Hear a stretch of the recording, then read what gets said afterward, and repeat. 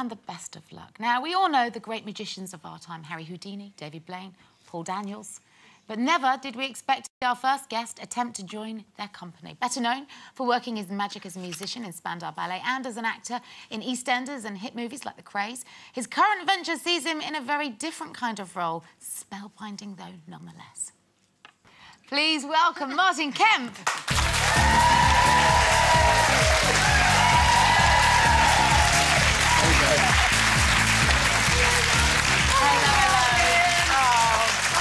How you doing, guys? Magic. That's magic. How are you, loose women? Good. We're good. Loose, how are James you? is getting ready for you backstage as we speak. Yeah. Can't wait. He said, get prepared. Can't wait. So, listen, I know you're probably signed up to the Magic Circle now or some such nonsense, but how did you do that? I haven't got a clue. It just happened. But I'll tell you what, it was a lot of fun. Working with Barry and Stuart was a lot of fun. I'm a big fan of magic, you know. Yeah. I mean, I think we all are at some point in our lives. Everybody loves magic. Yeah. And I have 2 kids. And at one point, there's this fantastic little magic shop down in Charing Cross Station called Davenport's. And if you're serious about magic, you've got to go there because it's kind of like the Harry Potter of magic shops. And it's where all the magicians go to buy their big tricks. And every now and again, I would take my 2 kids down there and it would be like this Aladdin's cave, honestly. Do you have to know what to do, though? Can any of us just go in a magic shop and get a special prop that just disappears on its own? Or Yeah, because you read the instructions that come with it, you know, and then it disappears. We're women, we don't read instructions. Are you, like, you know, watching that clip, seriously, did they not put that in your mouth before? I can't give it away, can I? I know, but they must have done, because it looked like it'd been in there a long time. I've got an email here, hang on, I'll show you the email. It says, do not tell them how the trick was done. Do you have to be... Do they make you a kind of temporary member of the Magic Circle, then? Or do they just trust you? In fact, I'm a wizard. Oh, yeah. You're joking. Can I say, I did At home. I did a bit of magic years ago with a magician called Wayne Dobson, and I made a candle disappear. But it was... Too much. No. Too much. We saw women do that in Bangkok, didn't we, Carol? It's amazing. Not in that way. It was a special candle that if you... It would be a special candle. It was a special magician's prop that when you went like that, it disappeared so quickly you couldn't see it go. It shot back into a little coil thing that sort of... It would. You've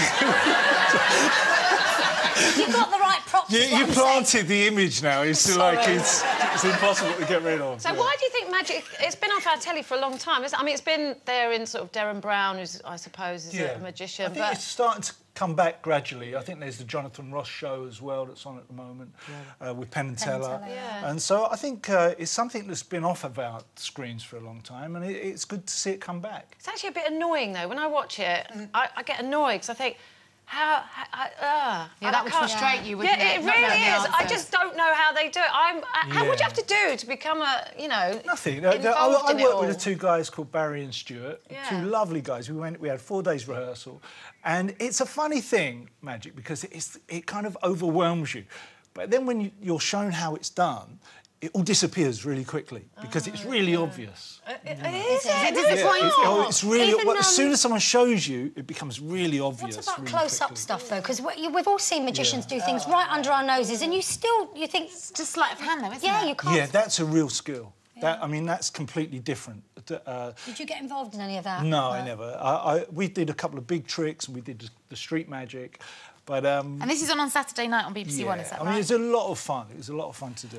Speaking of fun, I had a ball last year because I had the great pleasure of hosting one of your gigs when you were reunited for the BBC with the rest of the boys from Spandau Ballet. And are you back in the studio? Are you continuing to work together? Yeah, we're going to get together again. I think the plan is that we'll record something at the end of this year and then maybe go out the end of 2012.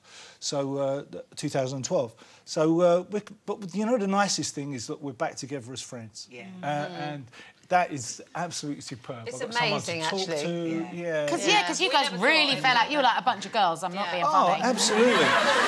But, you know, there's certain memories that we have in our lives, all 4 of us, that, 5 of us, that you can't share with anyone else. Yeah. So it was lovely to get back together and to talk about all those memories again. It was a really special time of my life. Nice to Did the shine wear off at all? Because, you know, obviously there's that novelty value of getting back on the road and performing those songs again. But do those old habits start to sneak back in, those old irritations, or have you managed there were to iron difficult that out? times, but I would say it was 95% fun.